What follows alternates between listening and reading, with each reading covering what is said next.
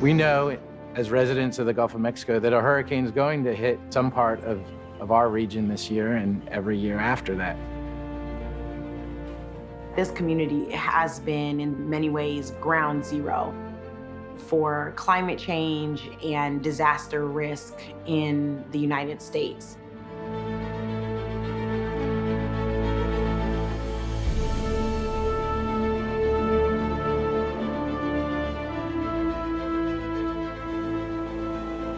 The Gulf Research Program came into being as a result of the settlement related to the Deepwater Horizon disaster to set up a research program for 30 years to really help us understand the interdependencies, ecological, human health in the Gulf, and improve resilience over time.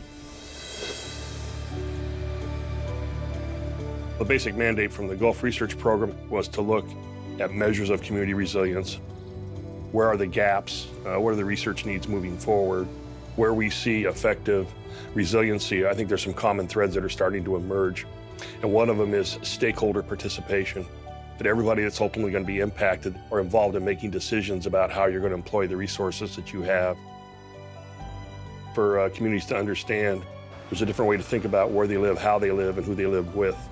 And it's creating a larger worldview than just, I hope my house makes it through this storm.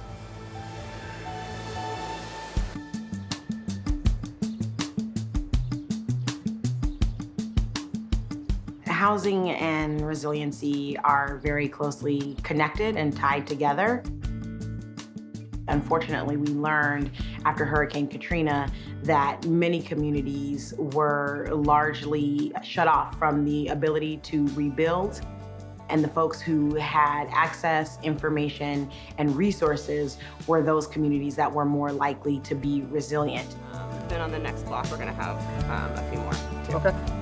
We've been gathering the data primarily through collection of surveys, finding out the level of people's insurance and the coverage, as well as what information about risks was or was not disclosed to people during the home buying process. What we are hoping is that we'll be able to take the information that we've gathered and ensure that systems are providing equitable access to resiliency. A lot of people moved to areas in and around Baton Rouge to avoid the flood risk, thinking that those were safer areas. But then they flooded for different reasons. What we tried to do was build a partnership with a community and look at those elements that they had already identified as needing to be addressed in order to increase their resilience. We had public open houses, meetings, design charrettes, opportunities for people to come in and talk about the places that flood in their community and why they think they flood, but also what they'd like to see in that place. To bring that information to the community, to provide a framework to be able to think about that, but then strategies to be able to address that as well. Communities are inherently resilient. They want to try and reduce their vulnerabilities and risks and be there for the long term.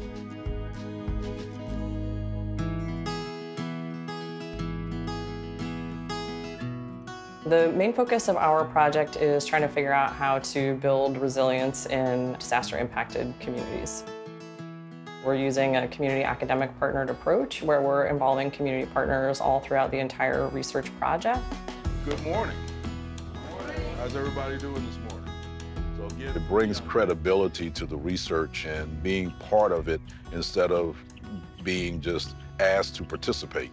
You know, it's sort of being at the table instead of on the table. Yeah, so you guys are going to be doing wellness surveys. Resilience is so tied into the dynamics of the community, who connects, who doesn't connect, what's needed, what neighborhoods are most at risk. That nuanced knowledge is local knowledge and needs to be brought into the science process. Without that, you're missing content that's critically important.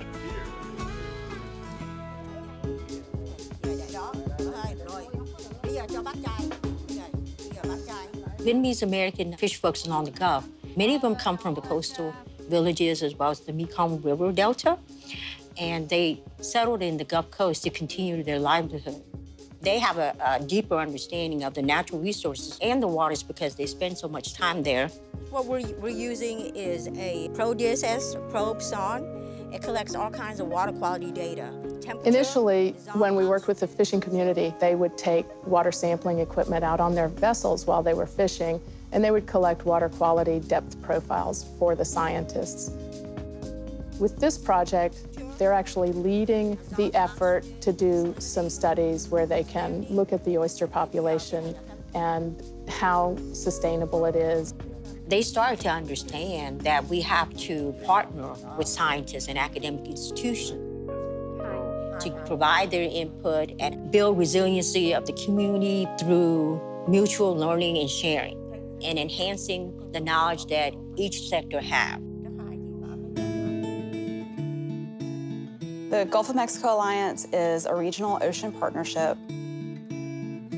We really focus on increasing regional collaboration to improve the environmental and economic health of the region. People have stopped taking it for granted that the Gulf environment will always be healthy, that seafood will always be there and always be able to be fished. We've been working to involve more commercial fishermen, seafood processors, and some of the restaurants who are interested in wild-caught and sustainable seafood. We went to a local restaurant in New Orleans, and so you literally had everyone at the same table sharing a meal together and talking about all of these things that were going on. It's really what we wanted to have come out of this work. Our world's becoming more complex. We're having larger weather events. There's a clear mandate to create communities and individuals that can withstand this and understand what's going on. This is research to improve health and well-being in the Gulf. So it's not enough for it just to appear in a journal. It needs to influence decision makers. We want to make sure that when disaster strikes again, people are ready and prepared and that we have creative solutions to rebuilding our community in the future.